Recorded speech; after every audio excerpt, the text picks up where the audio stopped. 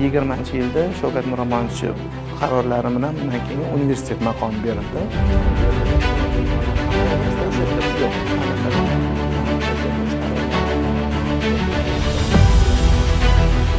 Har bir lift binolarimizda 3 ta liftlarimiz bor.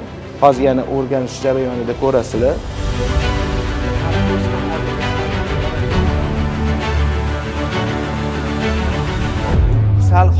Sal issiqroq paytda kelsangiz, kolyaskada hamma aylantirib yuradi.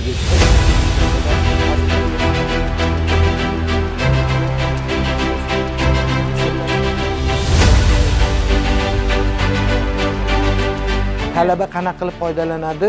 Kitobdan qanaqa imkoniyat yaratib bergansiz? Umum talabalar uchun va nogironligi borlar uchun nima qilib bergansiz?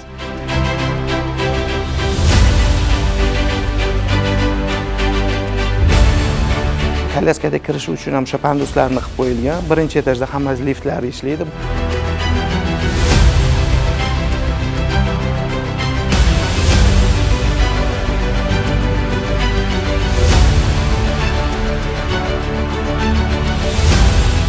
Mana bu ikkinchi marshimizda sirpanchiq qoplama bo'lib qolganda, keyin zinalardan ham tutqich qo'yish kerak edi. Kontrast belgilar bo'ladi o'zi dumaloq, eshikning atrofida bo'ladi, shaffof yuzasida bo'ladi. Normativ bo'yicha talablarimiz bor. Maxsus o'zini jihozi bor, chaqiruv tugmasini ipi bo'ladi tagidan, misol uchun poldan 15 sm balandlikda turishi kerak ip. Shu aslida pastroqda bo'lishi kerak, 1.8 metrda. Mana bu yozuvlar Braille alifbosidagi ma'lumotlar bilan takrorlanishi kerak. Bir vaqt o'zida 260 ta mehmon yoki talaba sig'adi bu yerga. Har xil turda qilib o'tkazamiz, sahnasi bor. Endi tadbirlar zali uchun talabamiz evakuatsiya chiqish joylariga yaqin joyda aravachada harakatlanadigan nogironligi bo'lgan shaxslar uchun joy ajratilishi kerak.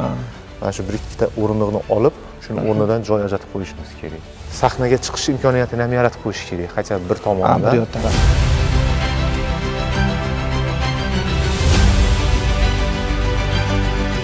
Yuvinish xonasida ham xuddi hojatxonadek o'sha aravachada harakatlanadigan nogironligi bo'lgan shaxslar uchun alohida kabina ajratilishi kerak, tutqichlar bilan jihozlangan.